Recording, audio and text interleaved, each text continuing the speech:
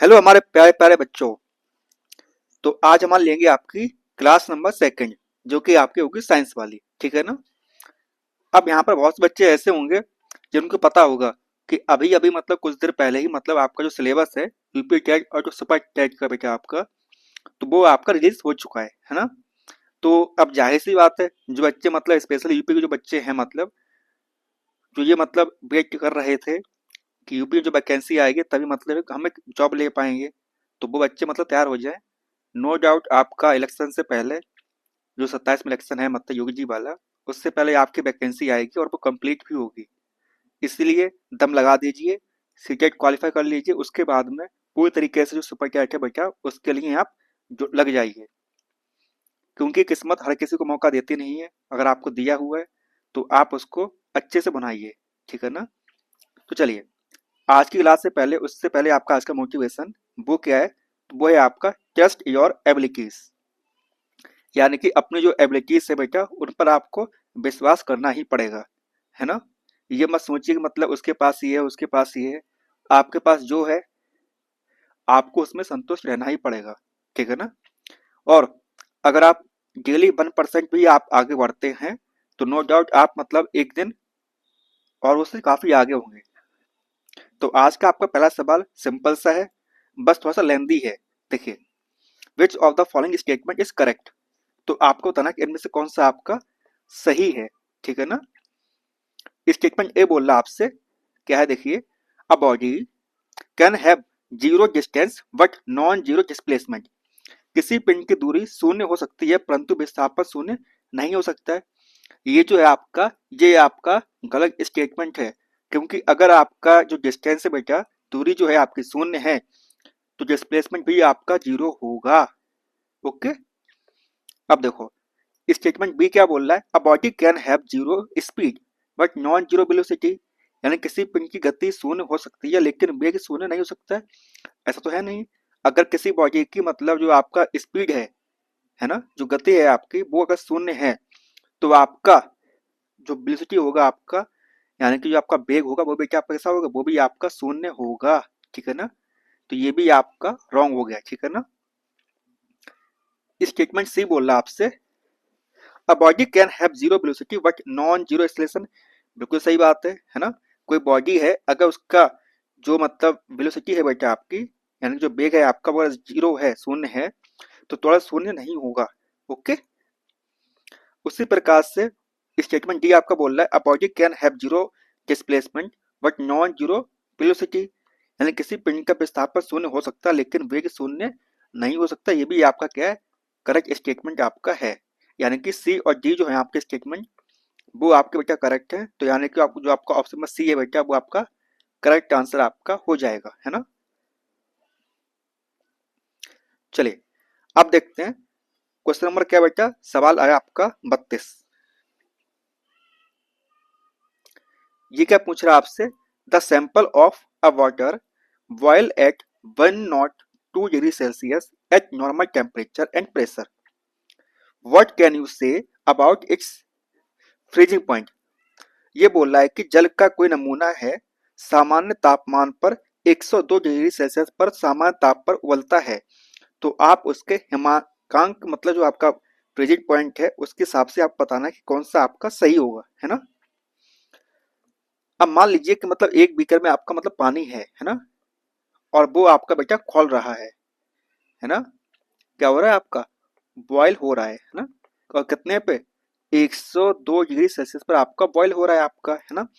अब ये बोला जा रहा है कि मतलब उसको ना हमको बर्फ बनाना है ना, फ्रीज करना है। तो जब हम शून्य से नीचे जाएंगे तभी तुम्हारा पानी मतलब बर्फ बन पाएगा ना। तो इसका हो जाएगा आपका, it will freeze below 0 not degree Celsius, मतलब 0 डिग्री सेल्सियस आपका, है ना। चलिए, अब देखिए क्वेश्चन नंबर 33 आपका, क्योंकि काफी लंबा था बड़ा था इसलिए मतलब इसको हम दो स्लाइड्स में लेके आए हैं। ये सवाल आपका डाइजेस्टिव सिस्टम से बेटा आपका है ना, स्पेशली एलिमेंट्री कैनाल से। आप सभी ने पढ़ा होगा कि मतलब आपका मुंह से आपका शुरू होता है आपका, है ना। देन आपका ईसोफेगस, आपका स्टोमेटा, स्टोमेटा आपका स्मॉल इंटेस्टाइन एंड आपका लार्ज इंटेस्टाइन, एंड आपका एनएस, ये मतलब आपकी बाहर निकल जाती हैं, सबने पढ़ा होगा, है ना। अब उसी के बिहाफ पर कुछ आपके सवाल आपसे पूछे गए हैं। शुरुआत में आपसे बोला गया है जो फर्स्ट है बेटा, है ना, वो क्या, थिक वॉल्ड बैग है। अब आप ये बताइए, जो आपका एलिमेंट्री कैनाल है बेटा, उसमें जो थिक वॉल, यानी कि जिसकी जो वॉल है, मतलब दीवारें हैं, वो कैसी हैं, मोटी हैं, और बैग है, वो क्या होता है, वो सिर्फ और सिर्फ एक ही होता है, वो होता है बेटा आपका स्टोमच, यानी कि आपका अगर अमाशय, ठीक है ना, क्या होता है आपका अमाशय होता है। अगर बच्चा के पास में समय कम है और फटाफट उसको आंसर देना है, तो इस प्रकार से वो आगे बढ़ सकता है ना। उसके बाद बोला जा रहा है आपसे कि जे के आकार का जो सेकंड है बेटा, वो आपका जे के आकार का है। वो क्या बेटा, वो होता है आपका स्मॉल, मतलब वो होता है आपका फुट पाइप, ठीक है ना। जे के आकार का होता है आपका इस प्रकार से, है ना, ध्यान होगा आपको। It receive food from second से मतलब क्या होता है, फूड रिसीव करता है। वो क्या, वो कौन करता है, वो करता है आपका कौन, स्मॉल इंटेस्टाइन। और स्टोमच से क्या निकलता है बेटा आपका, हाइड्रोक्लोरिक एसिड निकलता है आपका। तो इसलिए आपका हो जाएगा ऑप्शन नंबर बी, आपका करेक्ट आंसर आपका हो जाएगा, है ना। चलो, ये सवाल आपका फिजिक्स का है, बेसिक सा सवाल है, बस आपको ध्यान रखना पड़ेगा कि मतलब पूछा क्या गया है और आपको निकालना क्या है ना। देखिए, a woman cycle at a speed of 20 kilometre per hour to her bank situated at a distance of 5 kilometre from her house. यानी कि उसके घर से 5 किलोमीटर दूरी पर क्या है बेटा, एक बैंक है ना। वो जाती है कितनी स्पीड से, वो जाती है 20 किलोमीटर पर आवर की स्पीड से जाती है, और किससे, साइकिल से जाती है ना। Then she return at a speed of 30 kilometre per hour. वो वापस आती है 30 किलोमीटर प्रति घंटे की रफ्तार से, है ना। अब आपसे पूछा गया है what is her average speed for the entire trip. यानी कि आपको निकालना है एवरेज स्पीड। क्या निकालना है बेटा, तो आपको निकालना है एवरेज स्पीड, आपको निकालनी है, यानी कि आपको औसत चाल निकालनी है, ठीक है ना। अब वो क्या होती है बताइए, तो वो सिंपल सी होती है total distance upon total time. Total distance upon total time, है ना। डिस्टेंस बोले तो आपका दूरी, और टाइम बोले तो आपका समय, है ना। अब देखिए, जहां पर आपके पास में समय नहीं दिया गया है ना, परंतु आपके पास में स्पीड है बेटा, और क्या है आपके पास में, डिस्टेंस है, ठीक है ना। देखो, जो स्पीड होती है बेटा, वो क्या होती है, डिस्टेंस अपॉन टाइम होती है आपकी, है ना, यही होता है ना। अगर हमको टाइम निकालना है तो क्या होगा, डिस्टेंस अपॉन स्पीड, ये करेंगे ना। अब देखिए, सबसे पहले हम निकालेंगे पहले की स्पीड, मतलब पहले का समय निकालेंगे। देखिए, सबसे पहले क्या बोल रहा है, वो जाती स्पीड है आपकी 20 किलोमीटर पर आवर, और कितना बेटा, 5 किलोमीटर दूरी है आपकी। तो निकाल दीजिए टी वन क्या बेटा आपका, तो टी वन आपका है 5 किलोमीटर अपॉन स्पीड क्या आपकी 20 किलोमीटर पर आवर की है। जब इसे आप सॉल्व करेंगे तो क्या निकल के आएगा बेटा आपका, तो निकल के आएगा आपका 0.25 आवर, ठीक है ना। उसी प्रकार से हम निकालते हैं आपका टी टू। वो कैसे निकालेंगे, वो देखिए, D two upon S speed, और डिस्टेंस क्या बेटा, डिस्टेंस आपकी सेम है क्योंकि वो वापस ही आ रही है, तो वही आपको होगी 5 अपॉन कितना है, 30 किलोमीटर आपकी है ना। तो ये हो गया आपका 30। जब इसे आप सॉल्व करेंगे तो कितना आएगा बेटा बता दो आपको, तो वो आ जाएगा आपका 0.167 आवर, ठीक है ना। अब ये हो गया। अब सवाल ये उठता है, जो डिस्टेंस है बेटा आपकी टोटल, वो कितनी बेटा बता दीजिए, तो वो है आपकी 5, है ना। जबकि आपसे पूछा गया टोटल पूछा गया है, यानी कि 5 जाने की और 5 आपकी आने की। ओके, अब देखो समय कितना है, जाने आपका समय लगा 0.25 लगा आपको, और आने आपको समय लगा 0.167, है ना। जब इसे आप सॉल्व करते हैं तो आपको अप्रोक्सीमेटली मिलता है क्या बेटा, आपको अप्रोक्सीमेटली मिलता है आपको 24 किलोमीटर पर आवर आपको मिल जाता है, और यही आपका आंसर होता है ना। तो इसका हो जाएगा आपका ऑप्शन नंबर ए आपका करेक्ट आंसर। है ना बेटा। चलो, बात समझ में आई, आगे बढ़े। चलिए, अब देखिए, ये जो सवाल है बेटा वो है आपका एग्रीकल्चर प्रोसेस के बिहाफ पर, है ना। किसके बिहाफ पर? जो विभिन्न कृषि प्रक्रमों के विषय के हिसाब से आपका है ना। अब देखिए, सबसे पहले हम बात करें बेटा, तो सबसे पहले आपकी होती है थिलिंग। क्या होती है बेटा? टिलिंग होती है आपकी, है ना। TILLING, है ना। उसके बाद आपका आता है क्या? तो उसके बाद आपका आता है सोइंग, है ना। उसके बाद आपका आता है हार्वेस्टिंग, हार्वेस्टिंग। देन आपका आता है थ्रेसिंग, थ्रेसिंग आता है आपका उसके बाद में। और उसके बाद में आपका आता है विनोइंग, है ना। लास्ट में आपका आता है विनोइंग। ओके, अब देखो, जो विनोइंग होता है बेटा उसे हम क्या बोलते हैं हिंदी में? तो उसे बोलते हैं निष्पापन। क्या बोलते हैं उसे? तो उसे बोलते हैं निष्पावन। ओके, उसी प्रकार से जो आपका तिलिंग होता है आपका, उसे क्या बोलते हैं? उसे बोलते हैं जुताई, है ना। जुताई आप समझ गए होगे क्या होती है ना। सोइंग का मतलब होता है बुआई। क्या होता है बेटा? तो उसका मतलब होता है बुआई होता है उसका मतलब, ठीक है ना। हार्वेस्टिंग का मतलब होता है फसल की कटाई, फसल की कटाई, है ना। और थ्रेसिंग का मतलब क्या होता है बेटा बताओ? तो थ्रेसिंग का मतलब होता है थ्रेसिंग, उसका हिंदी में कुछ नहीं बोलते हैं, है ना। इसको हिंदी में मतलब थ्रेसिंग ही बोलते हैं। जब मतलब ट्रैक्टर से क्या होता है, आप मतलब उसको अपनी फसल को निकलवाते हो ना, तो उसी को बोलते हैं थ्रेसिंग, है ना। बात समझ में आई आपको? यानी कि पहले आपकी जुताई करेंगे आप, फिर आप बुआई करेंगे, उसका फसल की कटाई करेंगे, फिर आप थ्रेसिंग ट्रैक्टर ले जाके उस पर वो करेंगे, फिर उसके बाद में कुछ चीजें जो रह जाएंगी उसको हम छान लेंगे, है ना। तो ये हो गया आपका करेक्ट सीक्वेंस। ओके बच्चों, बात समझ में आई। अब देखिए, अगर आप यहाँ पर पढ़ेंगे तो आपको बताना कि इनमें से कौन सा आपका सही होगा, है ना। क्या होगा बेटा? इनमें से कौन सा आपका सही होगा, ठीक है ना। अब देखो, स्टेटमेंट फर्स्ट क्या बोल रहा है? Winnowing is done before harvesting, यानी कि फसल कटाई जो है, फसल जो कटाई है वो निष्पासन यानी कि विनोइंग से पहले हो जाती है। बताओ, ऐसा तो नहीं होता है ना। तो ये आपका हो गया गलत, ठीक है ना। अब देखिए, स्टेटमेंट मतलब ऑप्शन बी क्या बोल रहा है? Sowing is done before tilling, यानी कि जुताई से पूर्व बुआई हो जाती है। अब ये सीधी सी बात है, जब आपने बुआई नहीं किया है तो जुताई मतलब जुताई से पहले आपकी बुआई कैसे हो जाएगी? सबसे पहले आपको जुताई करनी पड़ेगी, उसके बाद आपकी बुआई होगी, है ना। ऑप्शन सी क्या बेटा आपका? तो सी है आपका tilling is done after threshing, threshing के बाद जुताई की जाती है। जुताई तो थ्रेसिंग को आपको बाद में आती है ना, पहले आपकी जुताई होगी, है ना, फिर आप फसल लगाएंगे। तो ये तो आपका गलत हो गया, है ना। एक ही बचता है आपका, कौन सा? Threshing in done after harvesting, फसल कटाई के बाद में क्या होता है बेटा आपका? थ्रेसिंग हो जाता है ना। तो इसका आपका हो जाएगा ऑप्शन नंबर डी आपका करेक्ट आंसर। ओके, चलिए आगे बढ़ते हैं। ये आपका सवाल दिया हुआ है ना, आपको बताना है कि ये आपका है मैक्सिमम टेम्परेचर, ये आपका मिनिमम टेम्परेचर, और ये आपका रेनफॉल, कितना आपका रेनफॉल हुआ पर मिलीमीटर के हिसाब से, है ना।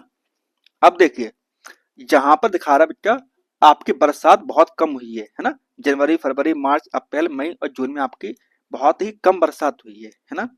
जुलाई में थोड़ी बहुत हुई है आपकी, यानी कि 122 mm आपकी बरसात हुई है। ओके, अगर तापमान की बात करें तो जनवरी में भी आपका 23 डिग्री सेल्सियस आपका टेम्परेचर रहा है, यानी कि तापमान भी आपका अच्छा खासा रहा है ना। और मई जून जुलाई में तो मतलब ये पीक पे पहुंच जाता है आपका तापमान। अब देखिए, अगर ऑप्शन के हिसाब से हम जाएंगे तो शिमला और कोची तो आपका बिल्कुल नहीं होगा, क्योंकि ये मतलब कैसे बेटा ठंडे जगह का मतलब ठंडी जगह है आपकी, तो ये तो आपका बिल्कुल नहीं होगा, है ना। चेन्नई और जोधपुर की बात करें तो जोधपुर में बारिश बेटा बारिश आपकी बहुत कम होती है ना। तो इसीलिए आपको ऑप्शन हो जाएगा आपका जोधपुर, ठीक है ना। क्या हो जाएगा बेटा आपका? तो इसका आपका हो जाएगा जोधपुर, आपका करेक्ट आंसर आपका हो जाएगा, है ना। चलिए, अब देखिए आपसे पूछा गया है विच of the following statement is not correct, यानी कि इनमें से कौन सा आपका सही नहीं है ना। अब देखिए ऑप्शन ए क्या बोल रहा है, metal react with acid to promote to produce metal salt and hydrogen gas. देखिए अगर कोई भी मेटल है आपका, है ना, धातु है आपकी, अगर वो अम्ल के साथ में रिएक्ट करती है, क्या करती है बेटा, कोई भी धातु आपकी अम्ल के साथ में रिएक्ट करती है तो मेटल सॉल्ट और हाइड्रोजन गैस आपकी बनती है। जाहिर सी बात है, इसमें कोई आपके दो राय नहीं है ना। लास्ट क्लास में आपको बकायदा तो रिएक्शन लिखवा के आपको समझाया था। ओके, अब देखिए ऑप्शन बी क्या बोल रहा है, जनरली जो होता है metal are good conductor of heat and electricity. बिल्कुल सही बात है, जो धातुएं होती हैं ऊष्मा और विद्युत की क्या होती हैं, सुचालक होती हैं। इसमें तो कोई दो राय ही नहीं, है ना। उसके बाद में ऑप्शन सी क्या बेटा, देखो ऑप्शन सी बोल रहा है आपसे कि metallic oxide are acidic in nature, यानी कि धात्विक जो ऑक्साइड होता है उसकी प्रकृति कैसी होती है, अम्लीय होती है। जबकि ये बात आप भी जानते हो, मैंने आपको बताया था, उसकी अम्लीय नहीं कैसी होती बेटा, बेसिक होती है ना, क्षारीय होती है। कैसी होती है, क्षारीय होती है उसकी, है ना। यानी कि जो आपका 3 नंबर वाला जो है आपका सी वाला, वो आपका गलत आपका हो जाएगा, है ना। चलिए आगे देखिए, ये आपका स्टेटमेंट दिया हुआ है आपका, है ना, और यहाँ पे फर्स्ट सेकंड थर्ड आपसे पूछा गया क्या होगा, ठीक है ना। देखिए the process of gas in frog is controlled by the hormone. Frog के अंदर एक प्रक्रिया होती है, वो किसी हार्मोन के द्वारा क्या होती है, किसी हार्मोन द्वारा कंट्रोल की जाती है ना। Whose production require the presence of, और उसका जो प्रेजेंस होगी मतलब उपस्थिति जो होती है वो आवश्यक होती है। अब देखो जो आपका फ्रॉग होता है उसमें होता है बेटा क्या, मेटामॉर्फोसिस होता है उसके अंदर, है ना। क्या होता है, कायांतरण होता है उसके अंदर। और कौन सा हार्मोन उसमें काम में आता है, तो थायरोक्सिन उसके अंदर हार्मोन उसमें काम में आता है। और जहां पर थायरोक्सिन होगा और वहां पर आयोडीन भी आपका बिल्कुल ही रहेगा आपका, ठीक है ना।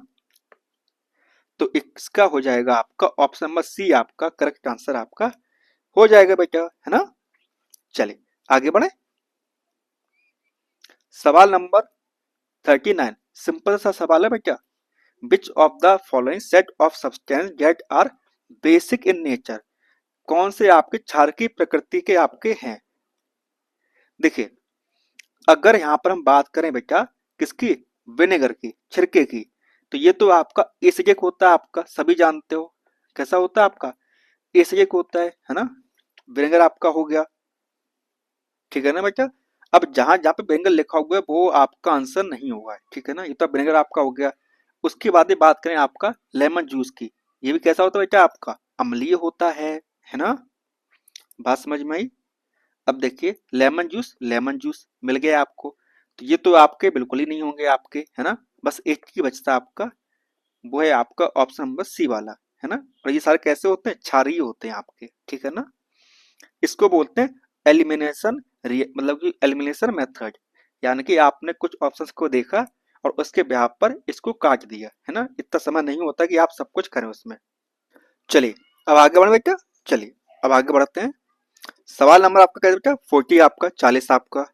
देखिए यहां बोला गया है, क्या बोला गया है, the volume of all solid increase on melting. यहां बोला गया है कि अगर कोई भी सॉलिड है आपका, है ना, अगर उसको मेल्ट करते हैं, पिघलाते हैं, तो जो उसका आयतन है मतलब उसकी जो वॉल्यूम है बेटा वो कैसा है आपका, इंक्रीज होता है। हम्म। अब मुझे एक सवाल पूछता मैं आपसे, आपने देखा होगा एक कहावत होती है, मतलब लोग कहते हैं घर में कि कभी भी मतलब फ्रीजर में आप पूरी बोतल को लपाला भर के मत रखिए। क्यों मत रखिए, क्योंकि जब उसमें बर्फ जमेगी तो उसका जो आयतन होगा वो बढ़ जाएगा और बोतल आपकी फट जाएगी। बात समझ में आई, यानी कि वहां पे तो ये काम उल्टा हो रहा है, ठीक है ना। तो यहाँ पर अगर ऑल सॉलिड ना लिखा होता, ठीक है ना, सभी ठोस नहीं लिखे होते तो ये सही हो जाता। जबकि यहाँ पे लिखा हुआ है ऑल, है ना, तो ये आपका हो गया गलत, ठीक है ना, बोलो हाँ। अब जब आपका असर्शन ही आपका गलत हो गया है, अब आगे पढ़ के आपको जरूरत तो है नहीं, क्योंकि आर आपका सही भी हो तब भी इतना फर्क नहीं पड़ता है आपसे, है ना। तो क्या होगा आपका, इसका होगा आपका ऑप्शन नंबर डी, ए और आर जो है आपके बोथ आर रॉन्ग। चलिए अब देखिए क्वेश्चन नंबर क्या बेटा आपका, तो वो है आपका 41। ये है आपकी एक मैचिंग, सिंपल सी मैचिंग है। आपको बताना है कि यहाँ पर लिखा हुआ है ये मतलब कुछ है आपके, है ना। अब इनमें से इनको अलग कैसे करेंगे, ये उनकी प्रक्रिया यहाँ पर दी हुई है, ठीक है ना। यहाँ पर सबसे पहले हम बात करें, आप सभी जानते होंगे कि नमक में से पानी कैसे निकालते हैं बताइए। तो अब वो हम निकालते हैं एवोपोरेशन की हेल्प से, है ना। किसकी हेल्प से बेटा, एवोपोरेशन की हेल्प से। बोले तो नमक से जल कैसे निकालते हैं, बाष्पीकरण की हेल्प से। तो डी का आपका हो गया सेकंड, और डी का आपका सेकंड कहाँ कहाँ बेटा आपका, तो ये सिर्फ और सिर्फ एक में दिया हुआ है, और वो है आपका ऑप्शन नंबर बी वाले में। तो इसका हो गया आपका ऑप्शन नंबर बी, आपका करेक्ट आंसर आपका हो गया, है ना। इसी प्रकार से आप आगे भी अपना देख सकते हैं, है ना। चलो अब देखो, ये सवाल आपका सिंपल सा है, बस थोड़ा सा मतलब कंफ्यूजिंग सा है।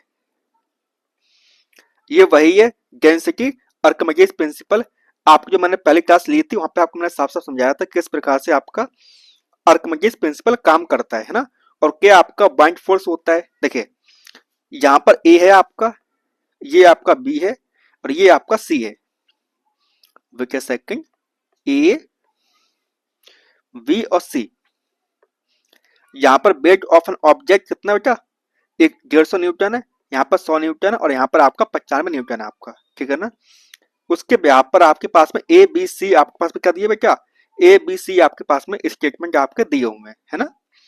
अब आपको बताना कि इनमें से कौन सा आपका स्टेटमेंट आपका सही होगा, है ना, कौन सा कथन आपका सही होगा आपको, ठीक है ना।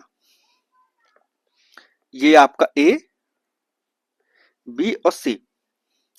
देखिए द्रव्य बी का घनत्व द्रव्य ए के घनत्व से कैसा होगा, बड़ा ज्यादा होगा। देखिए यहाँ पर 100 है और यहाँ पर 150 है। हमने बताया था आपको लास्ट क्लास में भी कि वो कैसा होता है बेटा, वो उसका आपका इनवर्सली प्रोपोर्शन होता है।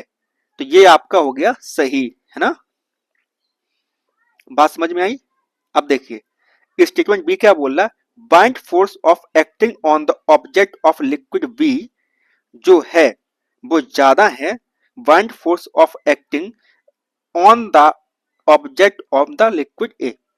बिल्कुल सही बात है। ये भी कैसा आपका, ये भी आपका जो स्टेटमेंट है बेटा सही है। क्या है, द्रव्य बी में जो वस्तु का कार्यरत उपलावन जो है आपका बल जो है वो ज्यादा है किसकी, ए की तुलना में।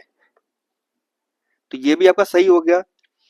सी बोल रहा है कि जो वस्तु द्रव्य ए जो वस्तु द्रव्य ए में तैरती है वह द्रव्य बी में भी निश्चित रूप से तैरेगी, क्योंकि इसका 150 ज्यादा है, इसका एक मतलब 100 कम है ना। तो ये भी आपका क्या बेटा, ये भी आपका सही है ना। तो ये तीनों आपके कैसे बेटा, तीनों आपके सही हैं। तो इसका हो जाएगा सी, ए बी सी। ओके चलिए अब आगे बढ़ते हैं। सवाल है आपका 43 नंबर का, है ना।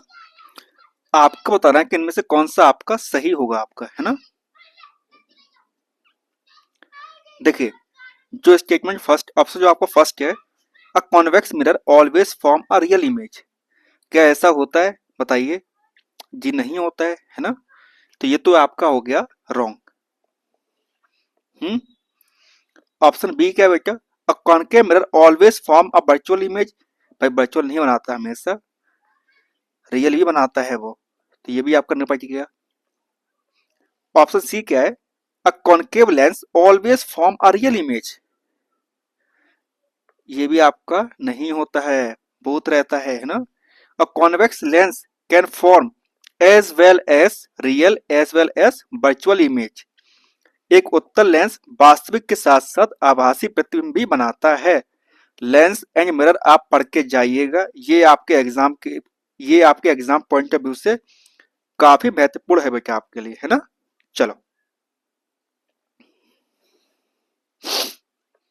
सवाल सिंपल सा है कि sugar solution is a good conductor of electricity. अच्छा, जब बताओ पहले, शक्कर का विलयन जो है वो सुचालक कैसे हो जाएगा? क्या वो मतलब अलॉय है या वो मेटल है? बता दीजिए।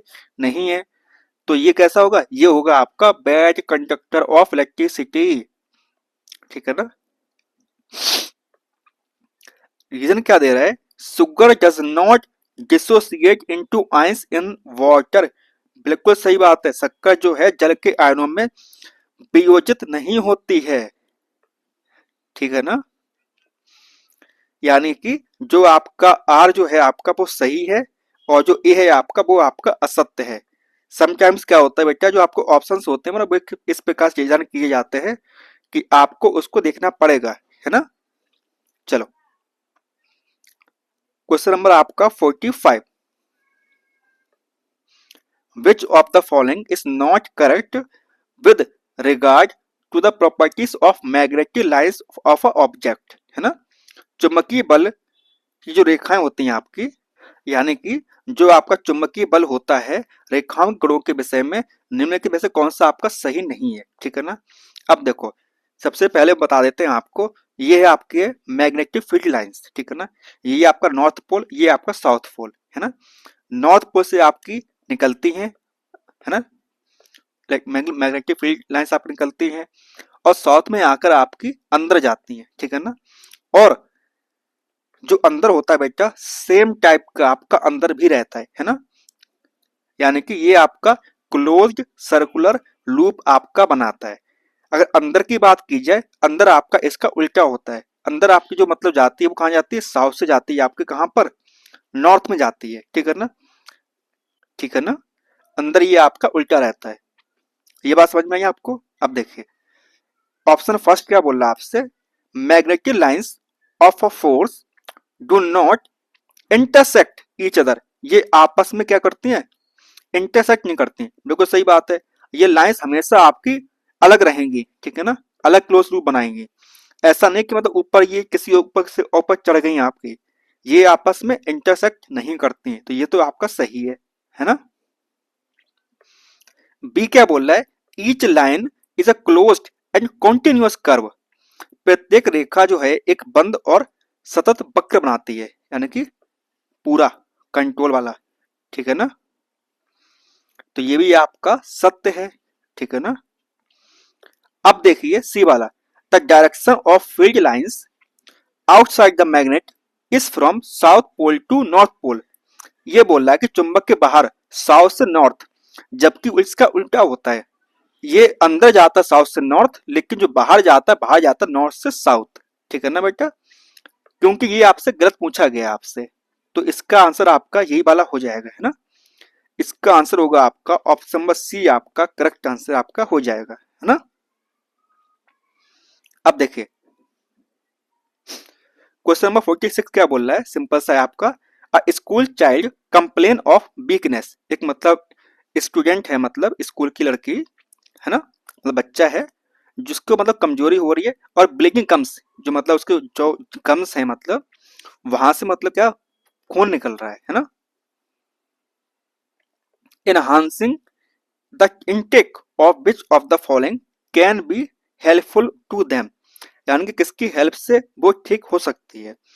अब जाहिर सी बात आपको दिख रहा है कि उसको मतलब की वीकनेस है, और उसके मतलब गम से मतलब ब्लीड निकल रहा है, मतलब खून निकल रहा है ना। तो ये किसके सिम्टम्स है बेटा? ये सिम्टम्स आपके हैं स्कर्वी के। किसके हैं आपके? तो ये आपके सिम्टम्स है बेटा, आपके स्कर्वी के आपके सिम्टम्स है ना।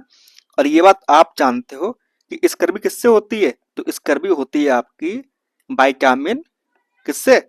सी से, है ना। और सी में क्या होता है आपका? तो सी में आपका होता है एस्कॉर्बिक एसिड, ठीक है ना।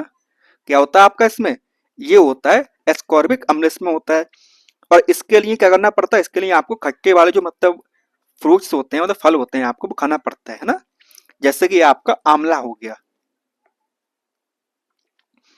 तो इसका हो जाएगा आपका ऑप्शन नंबर बी, आपका करेक्ट आंसर आपका हो जाएगा। चलिए, विच of the following correctly describe a symbiotic relationship between two organism. दो ऑर्गेनिज्म के बीच में जो रिलेशन है आपका कैसा बेटा, सिम्बायोटिक। जीवों के बीच सहयोगी संबंध का सही वर्णन किसका है ना। देखिए यहां पे लिखा हुआ है सी वाले में क्या लिखा हुआ बेटा कि two species of organism derive benefit from each other. अगर दोनों आपस में एक दूसरे को लाभ पहुंचा रही हैं तो वो होता है आपका सिम्बायोटिक रिलेशनशिप यानी कि सहजीवी। उसी प्रकार से आपका मतलब चार्ट होता है जिसमें आपका आता है म्यूचुअलिज्म।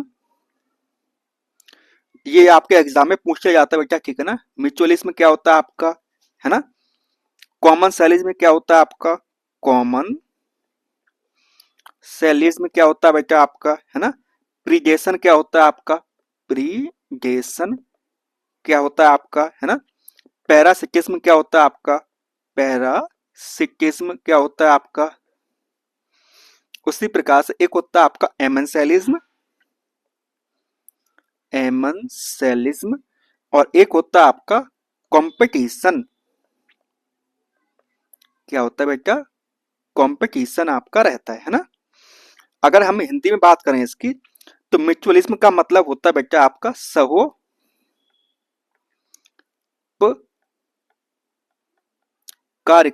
ठीक है ना। उसी प्रकार से कॉमन सर्विस को बोलते हैं सहभोजिता, सहभोजिता।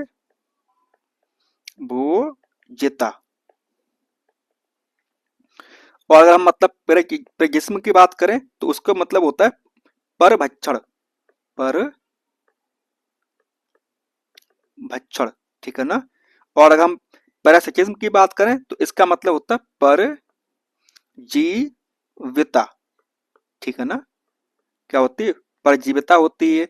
एमएसएलिस की बात करें तो इसका मतलब होता है अंतरजातीय, अंतर जातीय परजीविता।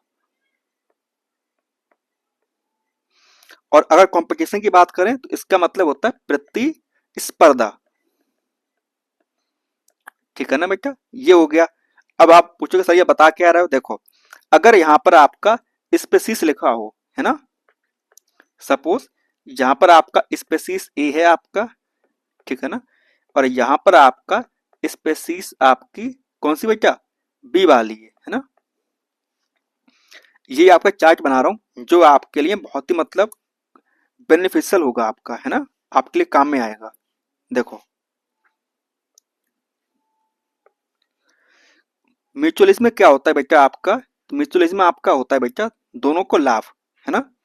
यानी कि ए कोई फायदा हो रहा है और बी कोई फायदा हो रहा है। कॉमन सर्विस में क्या होता है, एक को तो फायदा होता है और एक को ना तो नुकसान होता है ना ही मतलब उसको फायदा होता है, यानी कि वो न्यूट्रल पर रहता है आपका। प्रीडेशन की बात करें और पैरासिटिज्म की बात करें तो एक को लाभ और एक को नुकसान, ठीक है ना। और अगर मैं एमएन सर्विस की बात करूं तो एक को तो मतलब कुछ मतलब नहीं होता लेकिन दूसरे को नुकसान जरूर होता है आपका, है ना। और कंपटीशन में हमेशा ही दोनों को नुकसान होता है। हम्म, बात समझ में आई। इस चार्ट को आप अच्छे से याद कर लीजिएगा, आपके एग्जाम में यहाँ सवाल आना तय है। अब देखिए सवाल सिंपल सा है, कौन सा आपका इनमें से नहीं होगा फूड प्रिजर्वेटिव की तरह। निम्नलिखित में से कौन सा किसका उपयोग खाद्य परीक्षण के रूप में नहीं होता है। सोडियम बेंजोएट होता है, सोडियम मेटाबाइसल्फेट होता है, सोडियम क्लोरीन, सोडियम क्लोराइड आपका होता है, लेकिन सोडियम हाइड्रोक्साइड NaOH का नहीं होता है। तो इसका आपका हो जाएगा ऑप्शन नंबर डी, आपका करेक्ट आंसर आपका हो गया है ना। चलिए आगे देखिए, विच of the following is not a unicellular organism. आपको बताना कि इनमें से कौन सा आपका एक कोशिकीय जीव नहीं है। देखिए अमीबा, यूग्लिना और पैरामीशियम आपका है, लेकिन मोल्ड यानी कि हम फंगस बोलते हैं, फंजाई बोलते हैं, ये आपका आता है यूकैरियोटिक में यानी कि मल्टी सेलुलर में आपका आता है ना। तो इसका आपका हो जाएगा मोल्ड, ठीक है ना। क्या हो जाएगा बेटा, फफूंदी आपका इसका करेक्ट आंसर आपका हो जाएगा, है ना। बात समझ में आई? इसमें मतलब आपका फंजाई, फंजाई, ठीक है ना। बाकी जो आपका यूग्लिना और पैरामीशियम है बेटा, वो किस में आता है? तो ये आपका आता है प्रोटिस्टा के अंदर। किस में आते हैं ये दोनों?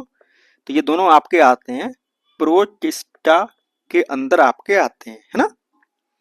और जो अमीबा होता है ये भी आपका किस में आता है बेटा? ये भी आपका प्रोटिस्टा के अंदर आपका आ जाता है। चलिए आगे बढ़े। सवाल सिंपल सा बेटा, पूछिए क्या है। देखिए, a sound of whistle is shriller than the sound of produce by a beating of drum. क्या बोल रहा है? किसी सीटी की ध्वनि किसी ढोलक की ताल से अधिक तीक्ष्ण होती है, मतलब काफी तेज होती है ना, मतलब कान में चुभने टाइप की होती है। बिल्कुल सही बात है ना। अब ऐसा क्यों होता है? देखिए, the amplitude of sound vibration produced by whistle is higher than the amplitude of vibration produced by drum. अगर इसका उल्टा होता, वो होती बेटा लो, ना कि हाई। इसीलिए जो आपका रीजन है वो आपका गलत है, और जो आपका असर्शन है बेटा वो आपका सही है ना। अगर यहाँ पर लोअर होता तो आपका करेक्ट आंसर हो जाता है, लेकिन यहाँ पर हाई लिखा हुआ है। बात समझ आई बेटा आपको? चलिए, सवाल है, विच of the following is not in agreement with our contemporary understanding of the nature of science. विज्ञान की प्रकृति के विषय में हमारी समकालीन समझ से निम्नलिखित में से कौन सा कथन आपका सहमत नहीं है? ठीक है ना।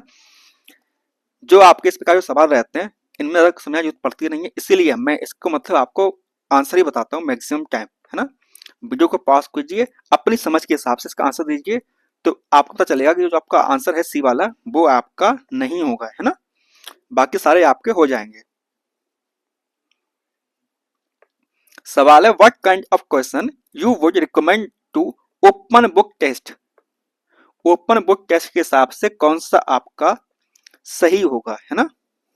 देखिए, application of standard formula to unfamiliar solution situation. अपरिचित स्थितियों में मानक सूत्रों का अनुप्रयोग करना, ये जो होगा वो आपका सही हो जाएगा, है ना।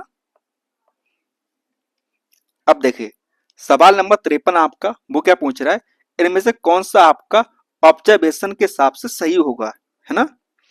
तो देखिए, ऑल द स्पेसीज जो है आपकी much larger number of offspring than the number of which survive to become adult.